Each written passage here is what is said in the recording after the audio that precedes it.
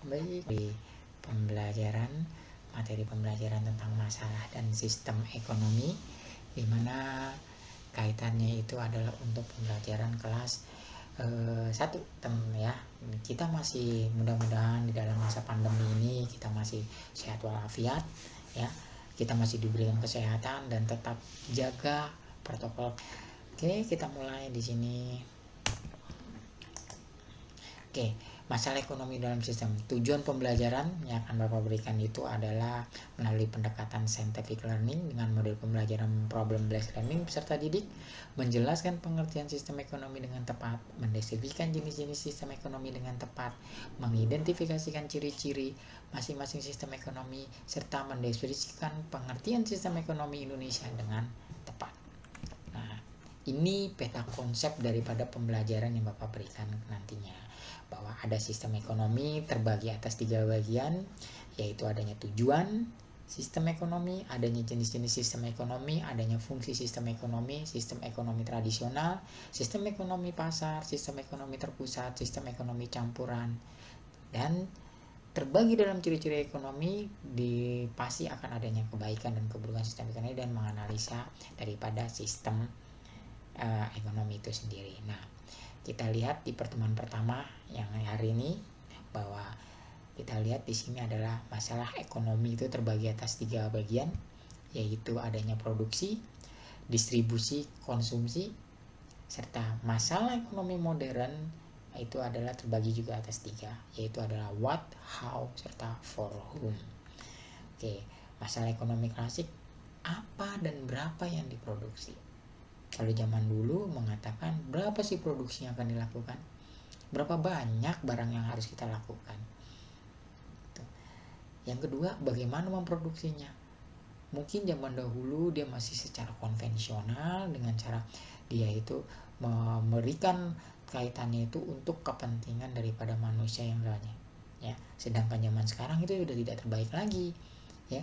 Maka dibuatlah mesin-mesin industri yang berkaitan untuk kepentingan-kepentingan yang akan didapatnya. Lalu untuk siapa diproduksi itu sendiri. Oke. Nanti pertemuan kedua yaitu bagaimana siapa yang harus berperan dalam pengadaan barang dan jasa. Apakah pemerintah atau masyarakat? Setelah kita melakukan, apakah rakyat akan sejahtera? Bagaimana kepemilikan faktor produksi? Bagaimana dengan persaingan? Bagaimana dengan kreativitas masyarakat diakui? Ini nanti akan jadi bahasan daripada pertemuan materi kita yang kedua. Nah, kita lihat video yang lainnya yang akan Bapak putarkan untuk kepentingan kalian. Oke, kita lihat di sini.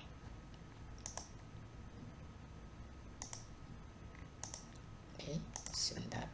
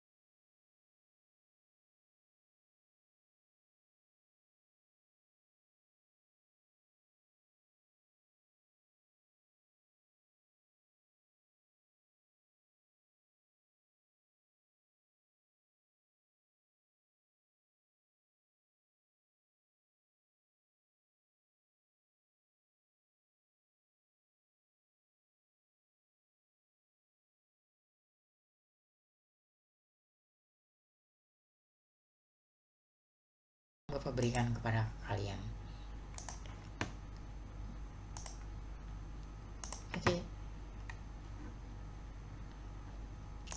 Oke, sistem ekonomi yang tadi Bapak katakan apa ya, sistem ada ekosistem, ada jenis-jenis sistem ekonomi.